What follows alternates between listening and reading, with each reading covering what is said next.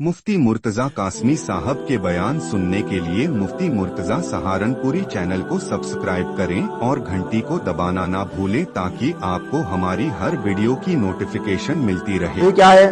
उसके बाद एक काम और करते थे वो, कबूतरबाजी। ये भी कौम लूत की बुराई। मैंने कई मरतबा जुमे में भी इस बारे में बताया है, लेकिन लोगों ने मजाक उड़ाई। कबूतरबाजी, मुर्गे लड़वाना, कबूतरबाजियां करना, ये कौम लूत की आदत थी, मुसलमानों की आदत नहीं। आज हर बच्चा कोशिश कर रहा है कि मैं भी कबूतर लाऊं। गलत है। अपने घरों से कबूतर को निकालो। कबूतरबाजी ये मुसलमानों का काम नहीं, ये कौम लूत की आदत थी, जो आपके सामने तफसीर इब्न कतीर आप खुली हुई है। मैं आपके सामने जो बयान कर रहा हूं तफसीर के हवाले से, और हदीस है ये हदीस है कि राह चलतों पर आवाजें कशी करते थे, कंकर फेंकते थे, सीटियां बजाया करते थे, कबूतरबाजी करते थे, नंगे हो जाया करते थे रास्ते में,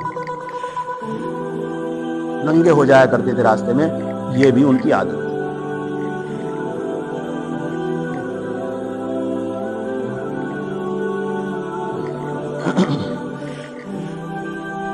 कुफ्र करते थे, इनाद करते थे, सरकशी करते थे, जिद्दी कौम थी कि देखे हम मानते नहीं, कौन हमारा क्या बिगाड़ लेगा।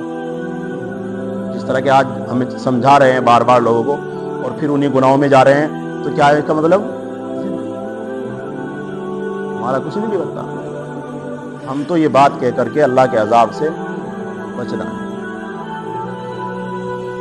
और लिखा है तफसीरों के अंदर, एक सोसाइटी उनकी ये थी कि मजमे में बैठा करते थे और हवा निकाला करते थे, जिसको पाद कहते हैं, और फिर उसके ऊपर हंसा करते थे, सारी मजलिस हंसा करते थे। ये भी कौम लूत की आदत थी कि हवा निकाल कर हंसना।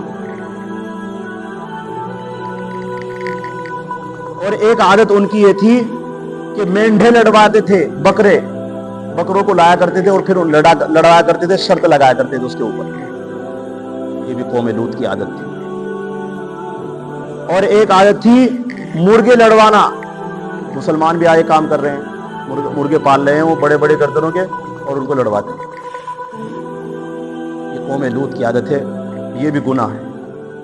मुर्गे लड़वाना ये भी गुनाह है। बहरहाल बदतरीन से बदतरीन गुनाह करते थे, अलल ऐलान मजे ले लेकर करते थे, हंस हंस कर करते थे। कोई अल्लाह का खौफ, कोई किसी का कोई अंदर कोई खौफ नहीं। ये हालात थे कौम लूत के। क्या ये बुराई आज हमारे अंदर नहीं पाई जा रही? कबूतरबाजी हम कर रहे हैं। और एक लिखा है उम्मारबाजी, शतरंज खेलना, सट्टा खेलना, ये भी आज मुसलमानों के अंदर पूरा पाया जा रहा है। ये भी उनकी आदत है। कितने गुनाह हैं, कोई गुनाह है जो कौम लूत वाला जो हम ना कर रहे हो। रास्ता चलने वालों को हम छेड़ते हैं, रास्ता चलने वालों को परेशान हम करते हैं, रास्ता चलने वालों के लिए रोड़े अटकाते हैं। और इसके अलावा मुर्गेबाजी हम कर रहे हैं, कबूतरबाजी सारे मुसलमान। बताओ गैरों के पास कबूतरबाजी होगा? कोई एक घर कहीं गांव में होगा अगर अलग है, नहीं तो अक्सर मुसलमान है। और हमारी बिरादरी ज्यादा मुब्तला है। और इसको कोई बुराई समझ, याद रखो, जब बुराई को बुराई ना समझा जाए तो ये भी एक गुनाह, ये भी एक गुनाह है। चलो एक आदमी गुनाह कर रहा है तो गुनाह तो समझ रहा है, लेकिन गुनाह को भी जायज समझ रहा हो, इससे बड़ी बेहयाई क्या हो? इसलिए क्या कहा, वतक़तऊन अस्सबील, रास्तों को काटते थे, रास्तों को मारते थे, राह चलने वालों को परेशान करते थे।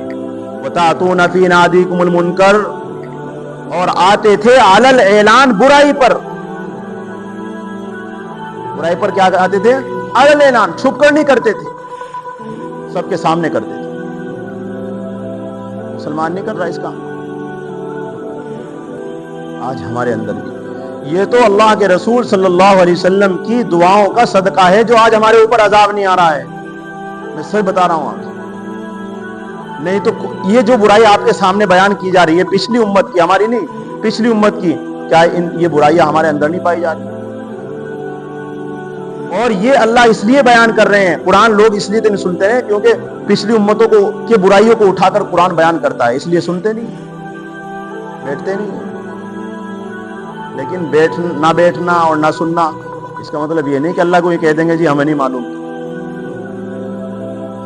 اللہ کہیں گے تمہیں پتا کیوں نہیں کرا؟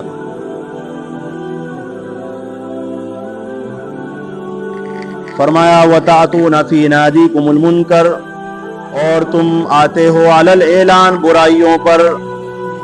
فَمَا كَانَ جواب قَوْمِهِ، جب حضرت لوط علیہ السلام نے یہ 3 برائیاں ان کے سامنے بیان کی تو قوم لاجواب ہو گئی، کوئی جواب نہ تھا اس کی قوم کا، اِلَّا أَن قَالُوا، بس ایک ہی جواب تھا، کہنے لگے یہ لوط بڑا پاک باز بنتا ہے، اسے گاؤں سے نکالو۔ روزانہ روکتا ہے۔ آج جو امام اس بات کو بولے اسے امامت سے ہٹاؤ، کوئی دوسرا لاؤ ناظرہ خان تو ہمیں کچھ نہ کہ، ہم ساری برا ناچ گانے کریں، ہم ڈھول ڈھماکے کریں، پھر ہمیں کوئی کچھ کہنے والا نہ ہو۔ وہی حال تھا قوم لوط کا کہ قوم لوط نے کہا اسے لوط کو نکالو یہاں سے۔ روزانہ کچھ نہ کچھ اٹھا کر لاتا ہے، عذاب آئے گا، عذاب آئے گا، عذاب آئے گا، اور یہ کہہ رہے کہ جا لے اپنا عذاب اگر تو سچا ہے، اگر تو سچا ہے جس عذاب سے تو ڈرا رہا ہے لے آ۔ پھر کیا ہوا؟ اللہ رب العزت کی بارگاہ میں پھر پہنچ گئے حضرت لوط علیہ السلام، رکھ دیا سر سجدے میں اور کہا مولا میں کچھ نہیں کر سکتا ہوں، میں اپنی قوم کو سمجھا نہیں سکا، میری قوم نے میری ایک بھی بات نہیں مانی، الہی اب میری مدد تو ہی کر سکتا ہے، تیرے علاوہ کوئی نہیں کر سکتا ہے، ان ظالم اور شر کرنے والے لوگوں پر میری مدد فرما۔ مطلب کیا تھا؟ اللہ ان سب کو ختم فرما دے۔ میری مدد کا مطلب کیا تھا؟ یعنی میں نہیں آتے جاتا لیکن ان سارے لوگوں کو ختم فرما۔ مجھے تو یہ لگتا ہے کہ ان کی نسل بھی نہیں اس بات کو مانے گی، وہ بھی اپنے ماں باپ کے نقش قدم پر چلے گی۔ وہی ہوا پھر فرمایا الا ان قالوا ائتنا بعذاب اللہ، مگر یہ کہ انہوں نے کہا کہ لے آ اللہ کا عذاب، ان کنت من الصادقین، اگر تو سچوں میں سے ہے، اگر تو سچا ہے لے آ اللہ کا عذاب۔